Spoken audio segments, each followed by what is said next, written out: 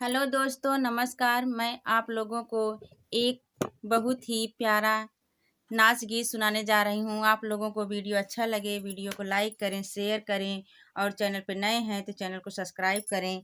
धन्यवाद। निमिया के तीतर पतिया बलम नीम जड़ से कटाईदा हो। निमिया के तीतर पतिया बलम नीम जड़ से कटाईदा हो। वही निमिया तरे ससुर जी के डेरा, वही निमिया तरे ससुर जी के डेरा। घुंघटा में रोज दिन बीतई बलम नीम जड़ से कटाईदा हो।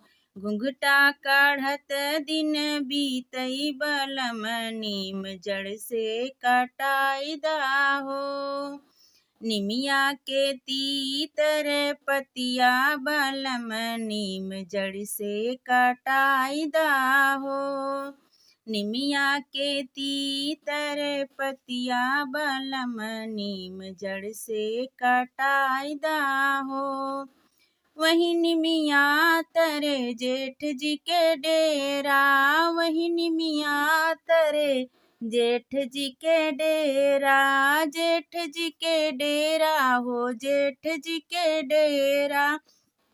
रहिया बरावत दिन बीतई बलम नीम जड़ से कटाईदा हो। रहिया बरावत दिन बीतई बलम नीम जड़ से कटाईदा हो। निमिया के तीतर पतिया बलम नीम जड़ से कटाईदा हो। निमिया के तीतर पतिया बलम नीम जड़ से कटाईदा हो।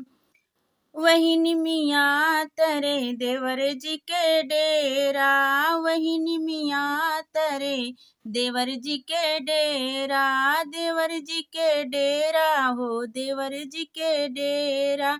नैना लड़ावत दिन बीतई बलम नीम जड़ से कटाईदा हो। नैना लड़ावत दिन बीतई बलम नीम जड़ से कटाईदा हो।